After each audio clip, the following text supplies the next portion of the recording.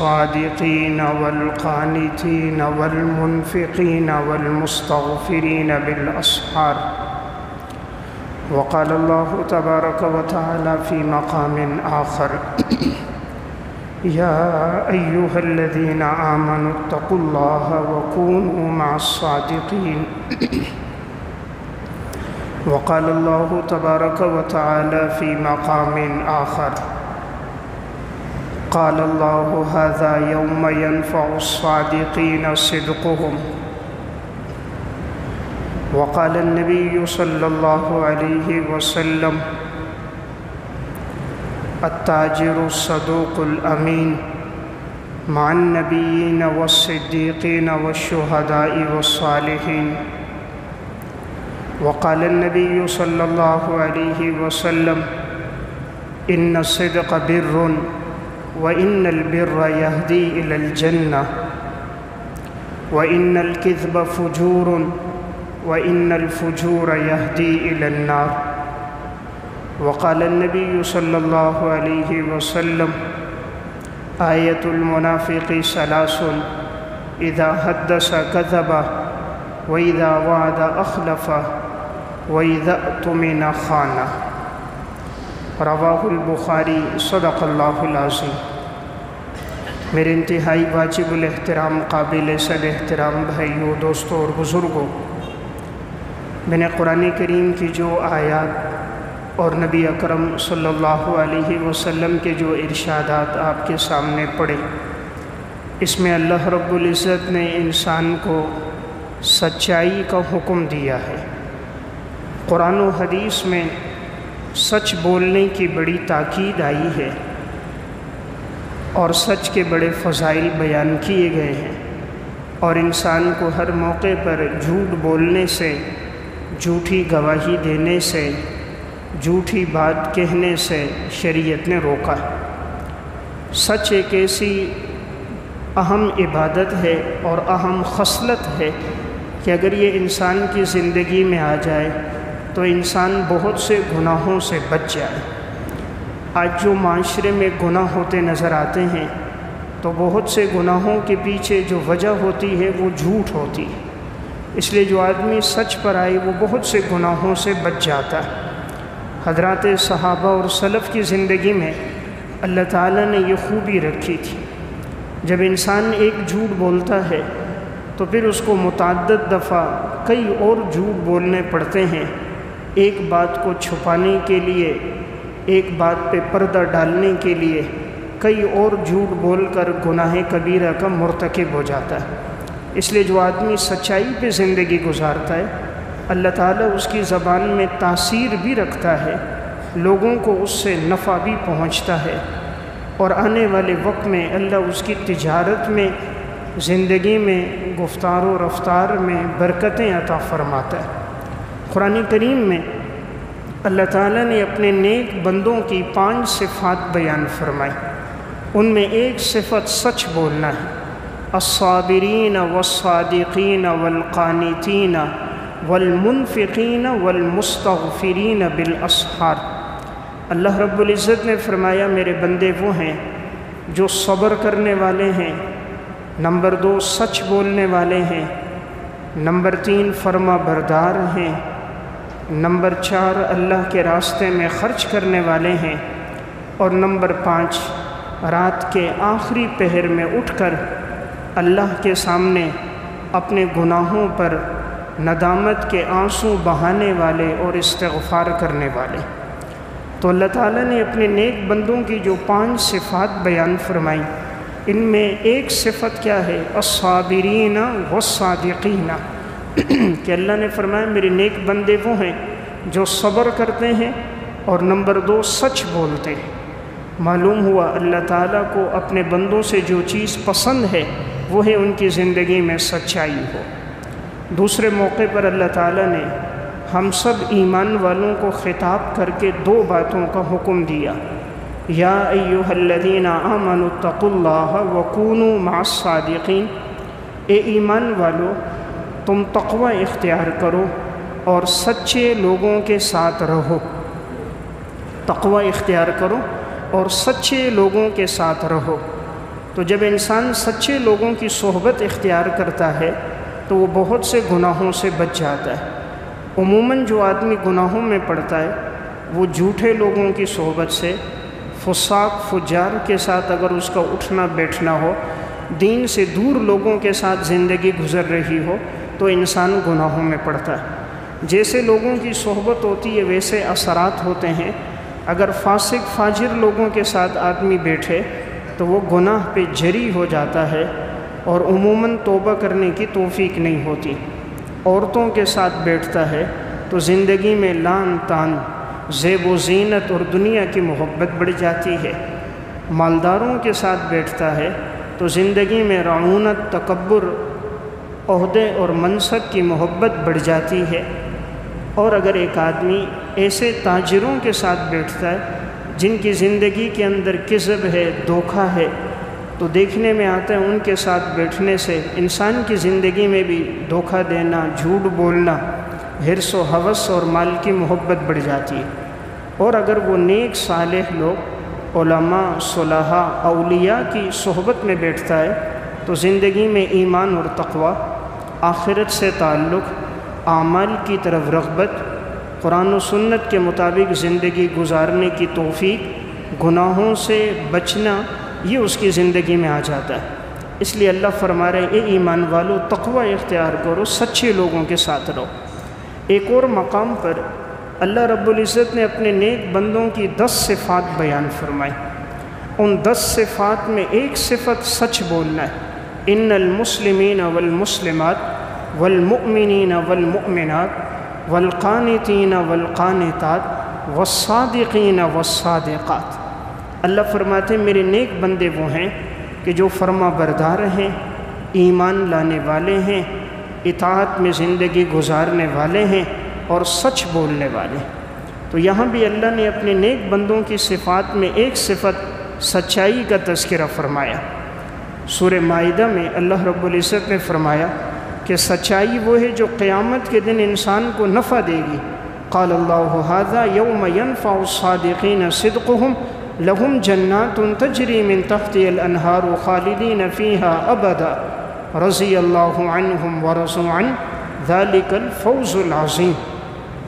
اللہ رب العزت ارشاد فرماتے ہیں قیامت کا دن وہ دن ہوگا جس دن سچے لوگوں کو ان کی سچائی نفع دے گی اور ان کے لیے جنت میں باغات ہوں گے جن کے نیچے نہریں بہہ رہی ہوں گی اور وہ جنت میں رہیں گے ہمیشہ ہمیشہ۔ اللہ ان سے راضی ہوگا، وہ اللہ سے راضی ہوں گے اور یہی لوگ کامیاب لوگ ہیں۔ تو دیکھیں اللہ تعالیٰ نے قرآن میں جا بجا سچائی کا تذکرہ فرمایا، اس لیے ہماری کوشش ہو کہ ہماری زندگی سچائی میں گزرے۔ احادیث میں جناب رسول اللہ صلی اللہ علیہ وسلم نے بھی سچ بولنے کی بڑی تاکید بیان فرمائی۔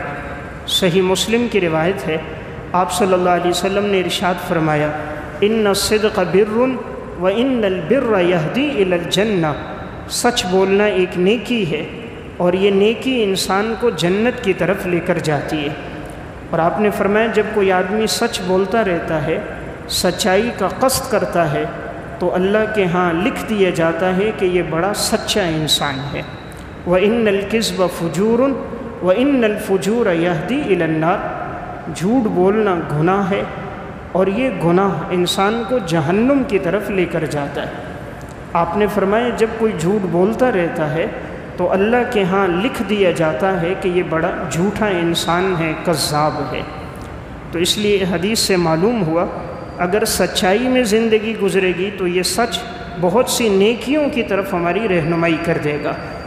نبی اکرم صلی اللہ علیہ وسلم نے ارشاد فرمایا آیت المنافق ثلاث، منافق کی 3 نشانیاں ہیں۔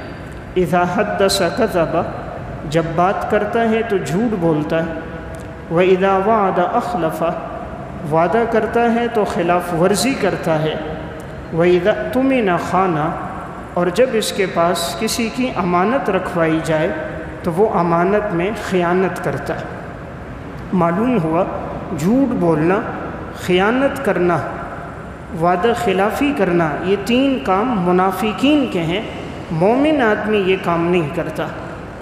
نبی اکرم صلی اللہ علیہ وسلم نے ارشاد فرمایا، سنن ابی داؤد کی روایت ہے، آپ نے فرمایا انا زعیم ببیت فی ربض الجنہ لمن ترک المراء وان کان محقا وببیت فی وسط الجنہ لمن ترک الکذب وان کان مازحا وببیت فی اعلی الجنہ لمن حسن خلقہ۔ آپ صلی اللہ علیہ وسلم نے ارشاد فرمایا، میں ضامن ہوں اس شخص کے لیے جنت کے اطراف میں محل کا کہ جو آدمی اپنے آپ کو جھگڑے سے بچائے اگرچہ وہ حق پر ہو۔ حضور فرما رہے ہیں انا زعیم، میں ضامن ہوں، میں اس شخص کو جنت کے اطراف میں محل دلاؤں گا جو اپنے آپ کو جھگڑے سے بچائے، وَإِن كَانَ مُحِقًّا، اگرچہ حق پر ہو پھر بھی جھگڑے سے دور ہو جائے۔ حق پر ہے لیکن وہ دیکھ رہا ہے کہ اس سے جھگڑا ہوتا ہے، وہ جھگڑے سے پیچھے ہٹتا ہے، اپنا حق چھوڑ دیتا ہے، میں ایسے آدمی کے لیے ضامن ہوں، اللہ اس کو جنت کے اطراف میں محل دے گا۔ نمبر 2، آپ نے فرمایا وَبِبَيْتٍ فِي وَسَطِ الْجَنَّةِ، میں ضامن ہوں اس شخص کے لیے جنت کے درمیان میں اس کو محل دلاؤں گا، لمن ترک الکذب وان کان مازحا، جو جھوٹ سے اپنے آپ کو بچائے اگرچہ مذاق میں کیوں نہ ہو، مذاق میں بھی جھوٹ نہ بولے۔ ضمانت کون لے رہے؟ حضور، جن کی ہر بات سچائی ہے، آپ کی زبان نبوت سے نکلنے والا ہر جملہ وحی ہے۔ وما ينطق عن الهوى ان هو الا وحی یوحی، پیغمبر کی زبان سے جو نکلتا ہے وہ وحی ہوتا ہے، پیغمبر خواہشات سے بات نہیں کرتا۔ تو آپ فرما رہے میں جنت کے درمیان میں اس شخص کو محل دلاؤں گا جو جھوٹ سے اپنے آپ کو بچائے اگرچہ وہ جھوٹ بولنا اس کا مذاق میں بھی نہ ہو۔ نمبر 3، وَبِبَيْتٍ فِي أَعْلَى الْجَنَّةِ، جنت کے سب سے اعلیٰ بہترین حصے میں ضامن ہوں اس کو جنت میں محل دلاؤں گا، لمن حسن خلقہ، جس نے اپنے اخلاق اچھے کیے، جس کے اخلاق اچھے ہوں گے میں اس کو جنت کے سب سے اعلیٰ حصے میں ضامن ہوں، اس کو محل دلاؤں گا۔ تو دیکھیں حضور نے 3 آدمیوں کے لیے ضمانت لی ہے جنت میں محل دلانے کی۔ پہلا وہ آدمی جو حق پر ہوتے ہوئے بھی اپنے آپ کو جھگڑے سے بچائے، دوسرا وہ آدمی جو کبھی جھوٹ نہ بولے، مذاق میں بھی جھوٹ بولنے سے بچے، تیسرا وہ آدمی جس کے اخلاق اچھے ہوں۔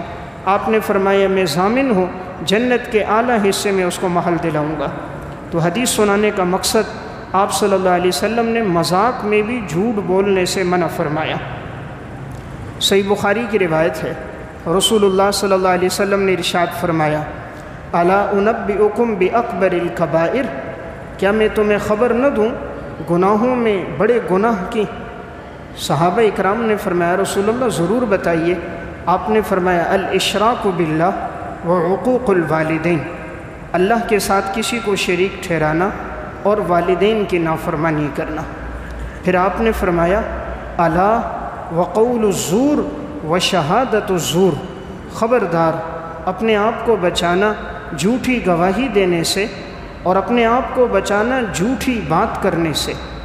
صحابی فرماتے ہیں حضور نے یہ جملہ اتنا بار بار استعمال فرمایا الا وقول الزور، الا وشہادت الزور، کہ ہم یہ کہنے لگے کہ آپ صلی اللہ علیہ وسلم کی مراد ہم سمجھ چکے ہیں، آپ کا مقصد ہم سمجھ گئے۔ حضور بار بار فرما رہے ہیں آپ کو تکلیف نہ ہو، ہم اس چیز سے اپنے آپ کو بچائیں گے۔ تو حدیث سنانے کا مقصد آپ صلی اللہ علیہ وسلم نے جھوٹ بولنے کو، جھوٹی گواہی دینے کو کبیرہ گناہوں میں اس کا تذکرہ فرمایا۔ موطا مالک کی روایت ہے، رسول اللہ صلی اللہ علیہ وسلم سے پوچھا گیا ایکون المؤمن جبانا، کیا ایسا ہو سکتا ہے کہ مومن آدمی بزدل ہو؟ آپ نے فرمایا فقال نعم، ہو سکتا ہے کہ مسلمان ہو بزدل ہو۔ پھر آپ صلی اللہ علیہ وسلم سے پوچھا گیا ایکون المؤمن بخیلا، یہ ہو سکتا ہے کہ مسلمان ہو اور بخیل ہو؟ آپ نے فرمایا فقال نعم، ہو سکتا ہے کہ مسلمان ہو بخیل ہو۔ پھر پوچھا گیا ایکون المؤمن کذابا، کیا یہ ہو سکتا ہے مسلمان ہو اور جھوٹ بولتا ہو؟ فقال اللہ، آپ صلی اللہ علیہ وسلم نے فرمایا ایسا نہیں ہو سکتا۔ ایسا نہیں ہو سکتا کہ میرا کلمہ پڑھنے والا میرا امتی جھوٹ بولے۔ آپ نے فرمایا ایسا نہیں ہو سکتا۔ فرمایا بزدل ہو سکتا ہے، بخیل ہو سکتا ہے، مال کی محبت دل میں ہو سکتی ہے، لیکن میرا امتی جھوٹ بولے، آپ نے فرمایا ایسا نہیں ہو سکتا۔ حدیث سنانے کا مقصد یہ ہے کہ رسول اللہ صلی اللہ علیہ وسلم نے ہم سب کو جھوٹ سے بڑا روکا ہے۔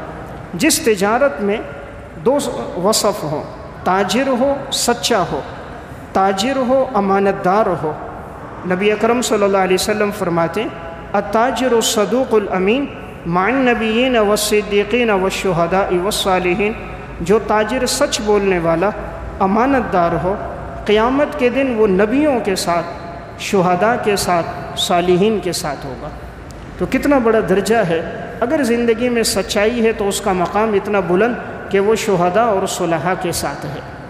صحیح بخاری کی روایت ہے، نبی اکرم صلی اللہ علیہ وسلم نے ارشاد فرمایا البیعان بالخیار ما لم یتفرقا، دو بیع و شراء کرنے والوں کو اختیار ہوتا ہے جب تک وہ ایک دوسرے سے جدا نہ ہو، اختیار باقی رہتا ہے۔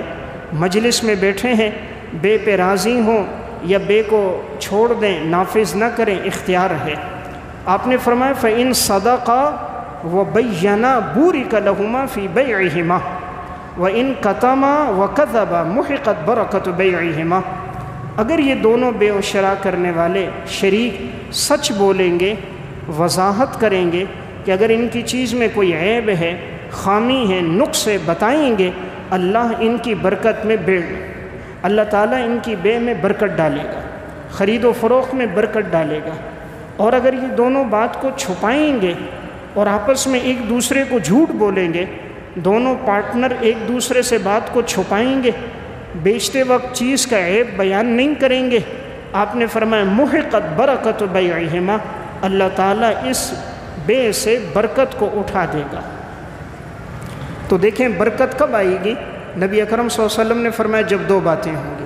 نمبر ایک فَإِن صَدَقَا، دونوں سچ بولیں گے، وَبَيَّنَا، وضاحت کریں گے۔ اب ہوتا یہ ہے کہ جو تاجر آپس میں پارٹنر ہیں ایک دوسرے سے بات کو چھپاتے ہیں، وہ چاہتا ہے مجھے زیادہ نفع ہو، دوسرا چاہتا ہے مجھے زیادہ نفع ہو، ایک دوسرے کے حق میں خیر خواہ نہیں ہوتے، اس لیے تجارت میں برکت نہیں ہوتی۔ نمبر دو، بیچتے وقت عیب بیان نہیں کرتے، چیز میں خامی ہوتی ہے، کمی کوتاہی ہوتی ہے، اعلیٰ کوالٹی کی نہیں ہوتی، پھر بھی وہ ظاہر یہ کرتے ہیں کہ یہ چیز اعلیٰ کوالٹی کی اچھی ہے، عیب کو چھپاتے ہیں، اس لیے برکت اللہ اٹھا دیتا ہے۔ تو بہرحال احادیث کے ذخیرے میں رسول اللہ صلی اللہ علیہ وسلم نے ہمیں سچائی کا حکم دیا۔ خود حضور کی زندگی کیسی گزری ہے؟ صحیح بخاری کی روایت ہے، حضرت عبداللہ ابن عباس رضی اللہ تعالیٰ عنہ فرماتے ہیں جب آپ صلی اللہ علیہ وسلم کو نبوت و رسالت عطا کی گئی، آپ فاران کی چوٹی پہ چڑھے، تمام لوگوں کو جمع کیا، آواز دی، تمام قبائل کو خطاب کیا، سارے قبائل کے لوگ جمع ہو گئے۔ آپ نے اس موقع پہ فرمایا اگر میں یہ خبر دوں پہاڑ کے پیچھے دشمن ہے، تم پہ حملہ کرنے والا ہے، کیا تم میری بات کی تصدیق کرو گے؟ سب نے کہا تھا ما جربنا علیک الا صدقا، ہم نے آپ کو بارہا آزمایا ہے، آپ کی زبان پر سچائی کے علاوہ کچھ نہیں ہوتا، آپ ہمیشہ سچ بولتے ہیں، اس لیے اگر آپ کہیں پہاڑ کے پیچھے دشمن ہے تو ہم آپ کی خبر کی تصدیق کریں گے۔ آپ صلی اللہ علیہ وسلم نے فرمایا اللہ نے مجھے پیغمبر بنا کر بھیجا ہے، تم لوگ میری نبوت پر ایمان لے کر آؤ۔ تو ابو لہب بدبخت پتھر ایک اٹھایا، حضور کی طرف پھینکا، کہ تب لک سائر اليوم الہذا جمعتنا، سارے دن تیرے لیے معاذ اللہ ہلاکت ہو، کیا تو نے ہمیں اس لیے جمع کیا تھا؟ اس موقع پر اللہ تعالیٰ نے سورہ لہب نازل کر دی، تبت یدا ابی لہب وتب ما اغنی عنہ مالہ وما کسب، ابو لہب کے دونوں ہاتھ ٹوٹ جائیں، تباہ و برباد ہو جائے، نہ اس کا مال اس کو کام آئے گا، نہ اولاد اس کو کام آئے گی، اور اللہ دہکتی ہوئی آگ میں اس کو بھی داخل کرے گا اور اس کی بیوی کو بھی، جو لکڑیوں کا بوجھ اٹھانے والی تھی۔ تو میرا واقعہ سنانے کا مقصد دشمن بھی گواہی دے رہے کہ آپ صلی اللہ علیہ وسلم کی زندگی میں سچائی تھی۔ حضرات صحابہ کی زندگی کیسی گزری؟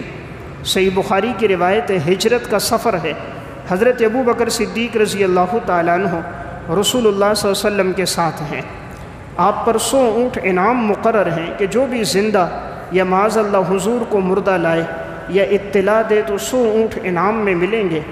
ایک شخص راستے میں ابو بکر صدیق رضی اللہ تعالیٰ عنہ کو تو پہچانتا تھا، آپ صلی اللہ علیہ وسلم کو چہرے سے نہیں پہچانتا تھا، تو حضور سے صدیق اکبر سے کہنے لگا کہ یہ شخص کون ہے؟ حضرت ابو بکر صدیق رضی اللہ تعالیٰ عنہ نے اس موقع پر بھی جھوٹ نہیں بولا، فرمایا ھذا رجل یہدینی الی السبیل، یہ ایک شخص ہے جو راستے کی طرف میری رہنمائی کرتا ہے۔ وہ سمجھے کہ شاید مدینہ کا راستہ بتا رہا ہے۔ حضرت ابو بکر صدیق رضی اللہ تعالیٰ عنہ کی مراد تھی کہ نبی اکرم صلی اللہ علیہ وسلم مجھے جنت کا راستہ بتاتے ہیں، یعنی اس موقع پر بھی جھوٹ نہیں بولا۔ تو میں عرض کر رہا ہوں، حضرات صحابہ سلف کی زندگی میں سچ کی بڑی اہمیت تھی اور ان کی زندگی سچائی میں گزرتی تھی۔ آج ہمارے معاشرے میں 10% لوگ بھی سچ بولنے والے نہیں ملتے۔ ایسا تاجر جس کی زندگی میں ہمیشہ سچ ہو، ایسا نمازی جس کی زبان پر جھوٹ نہ ہو، ایسا دیندار جو جھوٹ سے بچنے والا ہو، شاید 100 میں 10 بھی موجود نہیں۔ آج تو ذہن یہ بنا، جھوٹ نہ بولوں تو تجارت کیسے کروں گا، جھوٹ نہ بولوں تو کاروبار کو فروغ کیسے دوں گا، اولاد کو کھلاؤں گا کیسے، اولاد کی تعلیم کیسے ہوگی۔ یہ ایک ذہن بن گیا، گویا جو کچھ ہوگا جھوٹ سے ہوگا۔ حالانکہ صحابہ سلف نے تجارت بھی کی، اللہ نے ان کو خوب عطا فرمایا، ان کی سچائی پہ عطا فرمایا۔ جھوٹ پر کتنی سخت سزا ہے، صحیح بخاری کی روایت ہے، حضرت سمرہ بن جندب رضی اللہ تعالیٰ عنہ فرماتے ہیں، رسول اللہ صلی اللہ علیہ وسلم ایک دفعہ فجر کی نماز کے بعد آپ نے فرمایا، تم میں سے کسی نے خواب دیکھا ہے تو پوچھو، میں تعبیر بتاؤں۔ ایک دفعہ 2 دفعہ صحابہ میں کسی نے خواب نہیں دیکھا تھا، آپ صلی اللہ علیہ وسلم نے فرمایا میں نے خواب دیکھا ہے، میں تمہیں اپنا خواب سناتا ہوں۔ پیغمبر کا خواب وحی ہوتا ہے، تو رسول اللہ صلی اللہ علیہ وسلم نے اپنا خواب سنایا۔ آپ نے فرمایا میں رات سویا ہوا تھا، میں نے دیکھا کہ 2 فرشتے آئے، حضرت جبرائیل اور میکائیل علیہ الصلاۃ والسلام، اور خواب میں مجھے لے کر گئے۔ صحیح بخاری کی روایت ہے، ایک نہایت پاکیزہ جگہ تھی، وہاں مجھے لے کر گئے۔ پھر چلتے چلتے میں خواب میں آگے بڑھا، میں نے دیکھا کہ ایک شخص ہے جس کو سزا دی جا رہی ہے کہ اس کے منہ میں لوہے کی سلاخ ڈالی جاتی ہے اور اس کو گدی سے نکالا جاتا ہے، ایک جبڑے کو چیر دیا جاتا ہے، پھر سلاخ دوسرے جبڑے میں ڈال کر پیچھے گدی سے نکالی جاتی ہے تو اس کا یہ جبڑا بالکل پھٹ جاتا ہے، وہ چیختا ہے، چلاتا ہے، پھر پہلی سلاخ نکالتے ہیں، منہ اس کا درست ہو جاتا ہے، پھر داخل کرتے ہیں۔ میں نے پوچھا یہ کون ہے؟ فرمایا آگے چلیے۔ حضور فرماتے میں خواب میں آگے چلا، پھر میں نے دیکھا ایک شخص نظر آیا کہ جو زمین پر لیٹا ہوا ہے اور ایک آدمی بہت بڑا پتھر لیتا ہے اور اس آدمی کے سر پہ مارتا ہے تو اس کا سر بالکل کچل جاتا ہے، پھر وہ پتھر لڑک کے آگے چلا جاتا ہے۔ میں پوچھتا ہوں یہ کون ہے؟ فرمایا یا رسول اللہ آگے چلیے۔ آپ صلی اللہ علیہ وسلم فرماتے ہیں پھر میں آگے بڑھا، میں نے خواب دیکھا کہ ایک تندور ہے، اوپر سے تنگ ہے، نیچے سے کشادہ ہے، اور اس میں برہنہ مرد برہنہ عورتیں ہیں، نیچے آگ لگی ہوئی ہے اور اوپر تک جب یہ آگ آتی ہے تو وہ اوپر تک ہو جاتے ہیں، برہنہ مرد اور عورت، لیکن نکل نہیں سکتے، تندور اوپر سے تنگ ہے۔ پھر آگ کے شعلے کم ہوتے ہیں تو وہ نیچے چلے جاتے ہیں، پھر شعلے بھڑکتے ہیں تو وہ اوپر آ جاتے ہیں۔ میں نے پوچھا یہ کون ہے؟ فرمایا رسول اللہ آگے چلیے۔ آپ صلی اللہ علیہ وسلم نے فرمایا میں آگے بڑھا، پھر میں نے چوتھے آدمی کو دیکھا کہ ایک خون کی نہر ہے، خون ہی خون ہے، اور اس خون کی نہر میں ایک آدمی اندر ہے، وہ باہر نکلنا چاہتا ہے تو ایک آدمی کنارے پہ کھڑا ہے جس کے پاس بڑے پتھر ہیں، وہ اس کے منہ پہ مار کر دوبارہ اس کو نہر میں ڈال دیتا ہے، پھر وہ نکلنا چاہتا ہے، پھر پتھر مارتا ہے تاکہ وہ باہر نہ نکل سکے۔ اب حضور خواب میں ان دونوں فرشتوں سے پوچھتے ہیں، حضرت جبرائیل اور میکائیل علیہ الصلاۃ والسلام سے۔ یہ روایت صحیح بخاری کی ہے، پیغمبر کا خواب وحی ہوتا ہے، تو آپ جبرائیل اور میکائیل سے پوچھتے ہیں یہ کون لوگ تھے جن کو میں نے مختلف اعزاب میں دیکھا؟ حضرت جبرائیل علیہ الصلاۃ والسلام نے فرمایا یا رسول اللہ، سب سے پہلا آدمی جس کو آپ نے دیکھا کہ سلاخ اس کے منہ میں ڈالی جاتی ہے اور پیچھے گدی سے نکال دی جاتی ہے، یہ وہ آدمی ہے جو زندگی میں جھوٹ بولتا تھا اور اس کا یہ جھوٹ آفاق میں کناروں میں پھیل جاتا تھا، جھوٹا آدمی تھا، تو اس جھوٹ کی سزا اس کو دی جا رہی ہے۔ آپ نے فرمایا یہ دوسرا آدمی کون تھا کہ جس کے سر پہ ایک بڑا بلاک مارا جاتا اور سر کچل دیا جاتا۔ حضرت جبرائیل نے فرمایا یا رسول اللہ یہ وہ انسان ہے جس نے قرآن پڑھا لیکن قرآن کو بھلا دیا، نہ دن میں قرآن کی تلاوت کی، نہ رات میں قیام اللیل میں اس نے قرآن پڑھا، نہ قرآن کے مطابق اس نے زندگی گزاری، اس لیے اس کو یہ سزا دی جاتی۔ آپ نے فرمایا یہ تیسرے کون لوگ تھے جو تندور میں برہنہ تھے اور ان کو عذاب ہو رہا تھا؟ حضرت جبرائیل نے فرمایا یا رسول اللہ یہ اس امت کے زنا کرنے والے مرد اور زنا کرنے والی عورتیں ہیں، زانی مرد اور زانی عورتیں ہیں کہ جو برہنہ ہیں اور ان کو تندور میں جلایا جا رہا ہے۔ آپ نے فرمایا یہ چوتھے قوم تھے کہ جن کو میں نے دیکھا خون کی نہر میں ہیں، باہر نکلنا چاہتے ہیں، پتھر مار کے اندر پھینک دیا جاتا ہے دوبارہ۔ جبرائیل نے فرمایا یا رسول اللہ یہ وہ لوگ ہیں جو آپ کی امت میں سود کھانے والے ہوں گے، جو سود خور لوگ ہوں گے، یہ وہ لوگ ہیں جو خون کی نہر میں آپ کو نظر آئے۔ تو اس حدیث میں سب سے پہلے لوگ کہ جن کے لیے اتنی سخت سزا آئی وہ جھوٹ بولنے والے تھے۔ اس لیے میری گفتگو چل رہی تھی کہ جھوٹ سے انسان اپنے آپ کو بچائے۔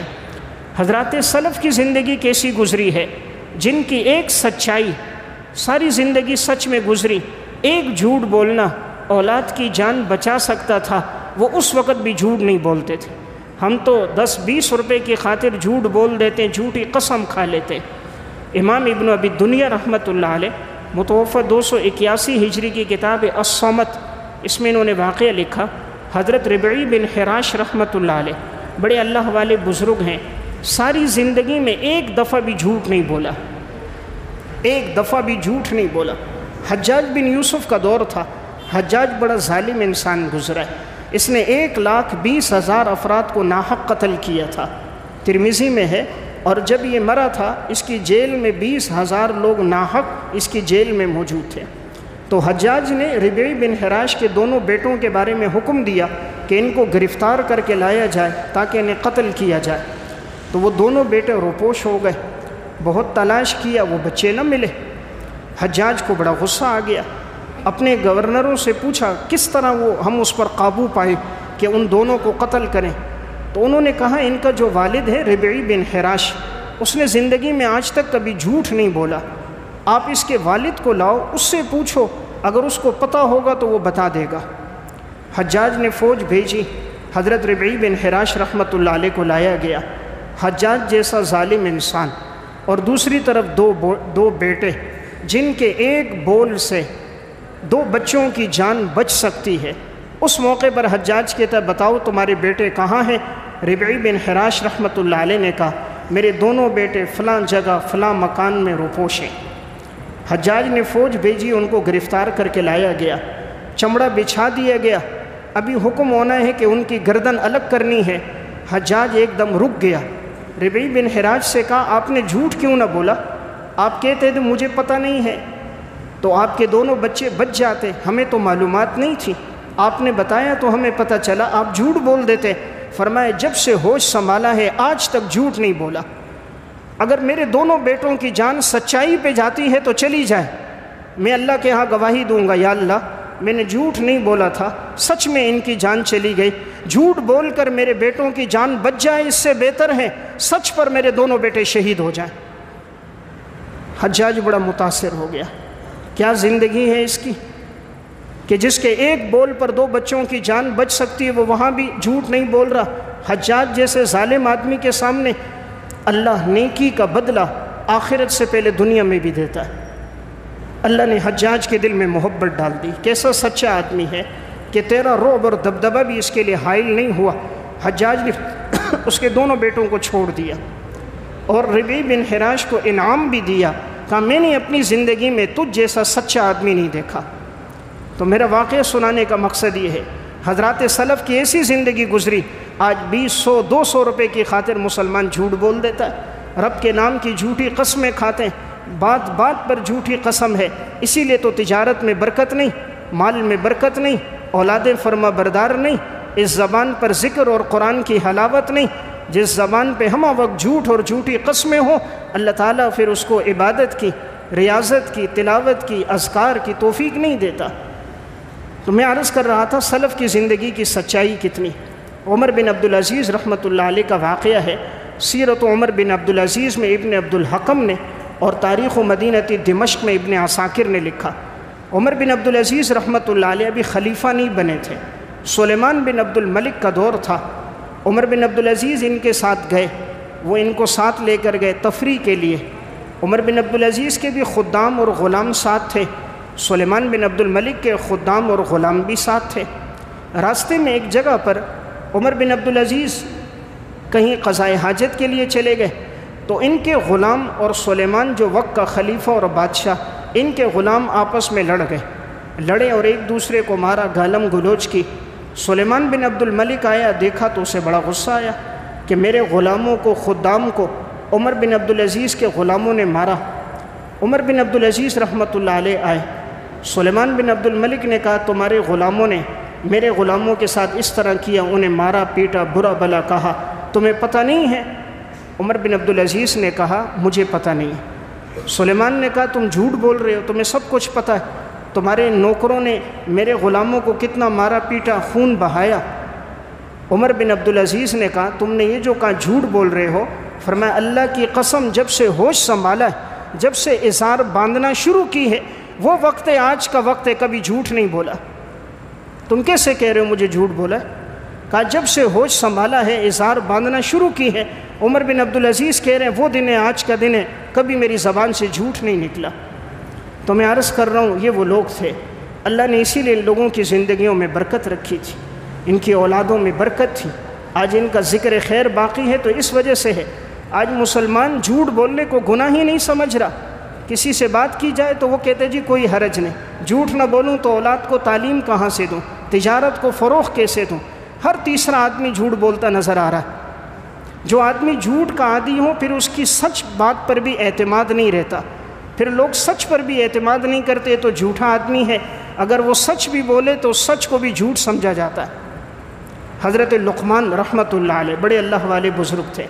ایک دفعہ ان کے پاس سے لوگ گزرے، حضرت لقمان درس دے رہے تھے، تو جو ان کو پہلے جانتا تھا اس نے دیکھا کہ ایک وقت تو ایسا تھا کہ حضرت لقمان رحمۃ اللہ علیہ بکریاں چرایا کرتے تھے، تو وہ شخص ان کے پاس آیا کہ اللہ تعالیٰ نے جو آپ کو عزت عطا فرمائی کہ آج آپ لوگوں میں درس دے رہے ہو، لوگوں میں واعظ و نصیحت کر رہے ہو، اس کی کیا وجہ ہے؟ اس کی کیا وجہ اللہ نے آپ کو یہ مقام اور مرتبہ عطا فرمایا؟ حضرت لقمان رحمۃ اللہ علیہ نے اس موقع پہ فرمایا میں نے 3 چیزوں کو اپنایا، اللہ نے مجھے عزت دی۔ نمبر 1 ہمیشہ میں نے سچ بولا، نمبر 2 لایانی چیزوں سے میں نے اپنے آپ کو بچایا، اور نمبر 3 میں نے ساری زندگی عہد کر دیا کہ لایانی چیزوں سے بھی بچنا ہے، جھوٹ بولنے سے بھی بچنا ہے اور خیانت نہیں کرنی۔ تو کام میں امانت پہ چلا، سچائی پہ چلا، وعدے کی پاسداری پہ چلا تو اللہ نے مجھے عزت عطا فرما دی۔ تو میرا واقعہ سنانے کا مقصد سلف میں جس کی زندگی دیکھیں گے، اللہ نے جن لوگوں کو عزت دی ان کی زندگی میں سچائی، وعدے کی پاسداری بہت تھی۔ یہی حجاج بن یوسف کا دور تھا۔ علامہ ہمدانی کی کتاب کشکول، اس میں انہوں نے ایک واقعہ لکھا۔ حجاج نے کچھ اعرابیوں کو گرفتار کیا اور ان کے قتل کرنے کا حکم دیا۔ ان کو لایا گیا، قتل کرنا شروع کیا گیا۔ جب قتل ہو گئے تو ایک بچ گیا، نماز کا ٹائم ہو گیا۔ حجاج تھا تو ظالم لیکن نماز نہیں چھوڑتا تھا، نماز پڑھتا تھا۔ تو اس وقت قتیبہ بن مسلم قریب تھا، تو اس نے اس سے کہا کہ یہ کل میرے حوالے کرنا، یہ بچ گیا، اس کو کل قتل کریں گے۔ حضرت قتیبہ کہتے میں اس کو لے کر اعرابی کو گیا کہ کل اس کو حجاج کے سامنے پیش کرنا ہے۔ تو راستے میں مجھے وہ اعرابی کہتا رہا کہ تم مجھے چھوڑ دو، اس لیے کہ میرے گھر میں امانتیں ہیں، میں نے امانتیں واپس کرنی ہیں، لوگوں کی امانتیں ہیں میرے پاس، لوگوں کا پیسہ ہے، تو مجھے چھوڑ دو تاکہ میں سب کی امانتیں سب کو واپس کر کے آ جاؤں، اپنی وصیت لکھوا کے آ جاؤں، اپنے بیوی بچوں سے آخری ملاقات کر کے آ جاؤں۔ کل حجاج نے مجھے قتل کرنا ہے۔ کہتے میں نے اس کو نہ چھوڑا کہ اگر یہ چلا گیا، بھاگ گیا، کل واپس نہ آیا، حجاج مجھے قتل کر دے گا کہ میں نے تیرے حوالے کیا تھا، تو نے کیوں چھوڑا؟ لیکن وہ کہتے ہیں سارے راستے میں اس نے اتنی منت سماجت کی کہ مجھے ترس آ گیا۔ تو میں جب اس کو چھوڑنے لگا، میں نے کہا تیرا گواہ کون ہے تو کل واپس آئے گا؟ تیرا وکیل کون ہے تو کل واپس آئے گا؟ کفیل تیرا کون ہے؟ اس اعرابی نے آسمان کی طرف ایک نظر ڈالی اور کہا اللہ میرا گواہ ہے، اللہ میرا کفیل ہے کہ میں کل کے صبح سے پہلے پہلے تیرے پاس واپس آؤں گا، میں اللہ کو گواہ بنا کے جا رہا ہوں۔ کہتے ہیں جب اس نے یہ بات کی میں نے اس کو چھوڑ دیا، وہ چلا گیا۔ اب رات آ گئی، مجھے پسینے آ رہے، اس لیے کہ اگر وہ صبح تک نہ آیا تو حجاج تو مجھے نہیں چھوڑے گا، گھر میں نے اس کا نہیں دیکھا اور میں کہاں اس کو تلاش کرتا رہوں گا۔ تو ساری رات میری بے چینی میں گزر گئی، کروٹیں بدلتا رہا، حجاج کا ظلم اور اس کی تلوار میرے سامنے تھی۔ لیکن صبح ہونے سے پہلے پہلے وہ اعرابی واپس آ گیا، آیا اور دستک دی، میں نے دروازہ کھولا، ملا، میں ایک دم بڑا خوش ہو گیا کہ یہ لوٹ کر آ گیا۔ میں اسے لے کر صبح حجاج کے پاس گیا۔ حجاج نے جب حکم دینے لگا قتل کا تو میں نے کہا ایک بات سنو۔ حجاج نے کہا وہ کیا ہے؟ میں نے کہا یہ شخص بڑا سچا آدمی ہے، وعدے کا بڑا پاسدار پابند ہے، کل اس نے مجھے کہا تھا میں امانتیں لوٹانے جا رہا ہوں، تو یہ کل گیا ہے، سب امانتیں لوٹا کر صبح ہونے سے پہلے پہلے واپس آ گیا۔ اگر یہ نہ آتا تو ہم تو اس کو ڈھونڈ نہیں سکتے تھے، اگر یہ روپوش ہو جاتا، چھپ جاتا تو ہم اس کو کہاں عرب کے صحراؤں میں تلاش کرتے، لیکن یہ سچا آدمی ہے، وعدے کا پاسدار ہے۔ حجاج کو یہ بات بڑی پسند آئی۔ حجاج نے کہا جا میں نے تجھے ہبہ کر دیا، اب تیری مرضی ہے تو اس کو آزاد کرتا ہے یا اپنے پاس رکھتا ہے۔ قتیبہ کہتے ہیں میں نے اس کو لے کر کنارے پر ہوا، میں نے کہا میں نے تیری سچائی پر، وعدے کی پاسداری پر میں نے تجھے اللہ کے لیے معاف کر دیے، جا۔ جب وہ اعرابی جانے لگا اس نے آسمان کی طرف نظر ڈالی، کہا میں نے اللہ کو گواہ بنایا تھا، اللہ کو وکیل بنایا تھا، اللہ نے میرے لیے رہائی کا راستہ بنا دیا۔ اللہ کا شکر کرنے لگا، سجدے میں گر گیا، چلا گیا۔ میں سوچ رہا تھا اس نے میرا شکر نہیں کیا، حالانکہ رہا تو اس کو میں نے ابھی کیا۔ وہ دیہاتی چلا گیا، اگلے دن پھر آیا، پھر آ کر اس کا شکر کرنے لگا۔ اس نے کہا کل تم میرا شکریہ ادا کر سکتے تھے، آج تم کیوں آئے؟ کہا کل میں نے صرف اللہ کا شکریہ ادا کیا، میں نے مناسب نہیں سمجھا اللہ کے شکر کے ساتھ اس جملے میں بندے کے شکر کو شامل کر دوں۔ سب سے بڑا احسان تو اللہ کا احسان جس نے تمہارے دلوں میں محبت ڈالی، تم نے مجھے رہا کیا، اس لیے میں نے کہا میں تمہارے شکر کے لیے آئندہ کل آؤں گا، اس لیے میں آج کے دن آیا۔ تو دیکھیں سچائی پر، وعدے کی پاسداری پر اللہ تعالیٰ نے اس کی جان بھی بچا دی، رہا بھی ہو گیا۔ تو میں عرض کر رہا تھا سلف کی زندگیوں میں جو چیز ایک بات نظر آتی ہے، ان لوگوں میں سچائی بہت تھی، اللہ تعالیٰ اسی وجہ سے ان لوگوں کو عطا فرماتا تھا اور ان کی زندگیوں کے اثرات دوسروں میں منتقل ہوتے تھے۔ ہمارے اسلاف نامی ایک کتاب میں واقع ہے، حضرت مولانا مظفر حسین کاندیلوی رحمۃ اللہ علیہ، بڑے اللہ والے بزرگ، اپنے دور کے بڑے نامور عالم گزرے، راستے میں سفر کر رہے تھے، بیوی بچے ان کے ساتھ تھے۔ اس دور میں سفر گھوڑوں پر، اونٹوں پہ، ٹانگوں پہ ہوتا تھا۔ ایک صحرا سے گزر ہوا، سارے ڈاکو آ گئے، ارد گرد سب ہو گئے، عورتوں کی طرف ہاتھ بڑھانے لگے سونا چاندی جواہر کے لیے۔ مولانا مظفر حسین کاندیلوی رحمہ اللہ نے ڈاکوؤں کے سردار سے کہا تم سارے پیچھے ہٹ جاؤ، ہماری عورتوں کے پاس جو کچھ ہوگا میرا وعدہ ہے میں تم سب کو واپس کروں گا، جو کچھ ہے میں تم کو دوں گا۔ یہ میری بیٹیاں ہیں، کوئی بہو ہے، گھر والی ہے، خالہ ہیں، بچیاں ہیں، ہمارے گھرانے کی پاک دامن عورتیں، تم ان کی طرف ہاتھ نہ بڑھاؤ، ان کے پاس جو سونا چاندی نقدی رقم ہے میرا وعدہ ہے میں تم کو دوں گا۔ سارے ڈاکو ایک طرف ہو گئے۔ مولانا مظفر حسین کاندیلوی رحمہ اللہ عورتوں کے پاس آئے کہ میں نے ان سے وعدہ کیا ہے جو کچھ ہے ان کو دینا ہے، تمہارے پاس جو کچھ ہے دے دو۔ عورتوں میں کسی کے پاس سونا تھا، کسی کے پاس چاندی تھی، کسی کے پاس درہم تھے، کسی کے پاس نقدی مال تھا، سب نے جمع کر دیا۔ حضرت نے اپنا رومال نیچے ڈالا، جو پیسے چاندی درہم میں سب لیے باندھا، ڈاکوؤں کے سردار کو دے دیا۔ وہ بھی تعجب کرنے لگا کیسا آدمی ہے، کوئی چیز نہیں چھوڑی، دے دی۔ حضرت وہاں سے اب چلے، اپنے بیوی بچوں کو لے کے قافلہ جا رہا ہے۔ تھوڑا سا آگے چلے، اچانک پیچھے سے آواز آئی، ایک عورت کی آواز سنی کہ شکر ہے جو میرا سونے کا جو لاکٹ تھا گلے کا وہ بچ گیا، وہ میں نے فلاں جگہ چھپا کے رکھا تھا وہ بچ گیا، تم سب کا سونا چلا گیا۔ حضرت کے کانوں میں آواز آ گئی۔ حضرت فوراً پیچھے مڑے اور اس سے کہا تم نے کیوں چھپایا؟ میں نے اس سے وعدہ کیا تھا، یہ کہا تھا جو کچھ ہے ہم تجھے دیں گے، اگر ہم نہ دیں تو یہ جھوٹ ہے۔ وہ اگرچہ چور ہیں لیکن میں نے چور سے وعدہ کیا ہے ہم نے سچ پہ چلنا، ان کا گناہ ان پر ہو، یہ ان کو واپس کر کے آنا ہے۔ حضرت نے وہ لاکٹ لیا، اس سے دوبارہ پیچھے آ کر ڈاکوؤں کو تلاش کر رہے ہیں، وہ وہیں بیٹھے ہوئے تھے صحرا میں۔ انہوں نے دیکھا تو تعجب کرنے لگے کہ حضرت کیسے آ گئے، یہ لوگ کیسے، مولوی صاحب کیسے؟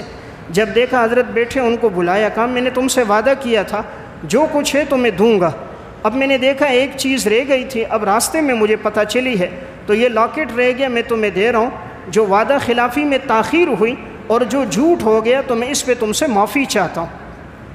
حضرت نے اتنے درد دل سے اس بات کو بیان کیا، جو ڈاکوؤں کا سردار تھا اس پہ یہ بات دل پر لگ گئی کہ کیسا مسلمان عالم ہے کہ دیکھو سب کچھ دے دیا، ایک چیز بچ گئی تو لے جاتا، لیکن اس نے یہاں بھی کہ ڈاکوؤں کے ساتھ بھی وعدہ ہے، اس کی بھی پاسداری کرنی ہے۔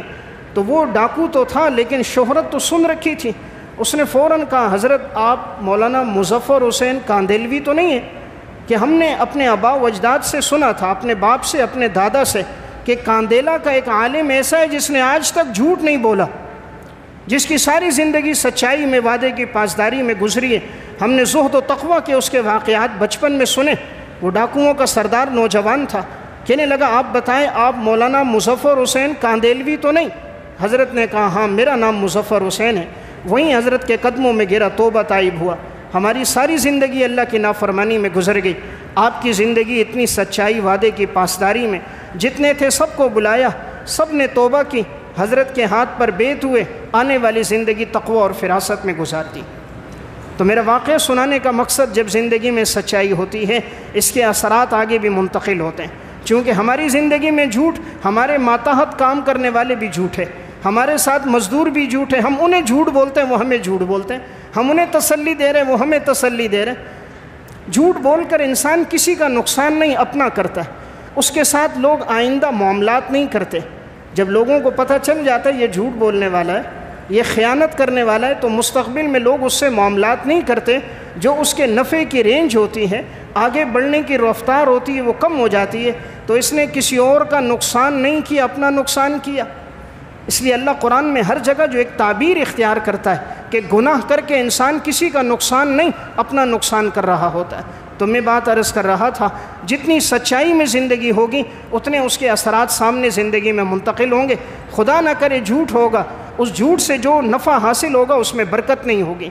میں ایک واقعہ سنا کے بات سمیٹتا ہوں۔ جنگ اخبار کا ایک میگزین، سنڈے میگزین آتا ہے، اس کا جولائی 2000 عیسوی میں جو میگزین تھا اس میں ایک واقعہ ہے، اسی سے مکافات عمل میں عبدالغنی فاروق نے بھی نقل کیا کہ ایک شخص کہتا ہے اس کی بیٹی کی شادی تھی، اسے 50,000 روپے کی ضرورت تھی۔ اس دور میں 50,000 کی بھی بڑی قیمت تھی۔ یہ اپنے دوست کے پاس آئے، اس سے کہا مجھے 50,000 روپے دے دو، بیٹی کی شادی ہے، میں آپ کو واپس کر دوں گا۔ اس کے پاس تو نہیں تھے، لیکن اس کے ایک دوسرے دوست تھے، محمد سعد نام تھا، ان کی کمیٹی نکلی تھی، ان کے پاس موجود تھے۔ یہ جس کی بیٹی کی شادی ہے اس کا نام محمد نفیس تھا۔ تو یہ محمد نفیس کہنے لگا آپ اپنے دوست محمد سعد سے کہو، ان کی کمیٹی نکلی ہے، مجھے 50,000 دے دیں، میری بیٹی کی شادی ہوئی، میں واپس کر دوں گا۔ تو انہوں نے اپنے دوست سے کہا، وہ تو نفیس کو نہیں جانتا تھا، لیکن درمیان میں جو دوست تھا انہوں نے اس کی وجہ سے اس کو دے دیے۔ اس نے وہ 50,000 روپے لے لیے، اس دور میں اس کی ایک مالیت تھی، اپنی بیٹی کی شادی کرا دی۔ بیٹی کی شادی ہو گئی، بات طے ہوئی تھی 6 مہینوں کے بعد واپس کروں گا۔ 6 مہینے ہو گئے، درمیان میں جو وکیل اور ضامن تھا اس نے محمد نفیس سے کہا آپ نے تو کہا تھا 6 مہینے بعد دوں گا، وہ پیسے لوٹا دو۔ پہلے تو وہ ٹال مٹول کرتا رہا، مہینے بعد دوں گا، 2 مہینے 3 مہینے ٹالتا رہا۔ پھر ایک وقت آیا اس نے انکار کر دیا، میں نے تو کوئی پیسے نہیں لیے، نہ آپ سے لیے ہیں نہ محمد سعد سے لیے، آپ لوگ جھوٹ بولتے ہو، میں نے کوئی پیسے نہیں لیے۔ جب انہوں نے دیکھا اس نے انکار شروع کر دیا، اب وہ عدالت گئے۔ مختصر یہ کہ مقدمہ دائر ہوا۔ اب یہ تو مدعی تھا محمد سعد جس نے کہا میں نے 50,000 دیے ہیں۔ عدالت میں گئے، انہوں نے کہا 2 گواہ لاؤ۔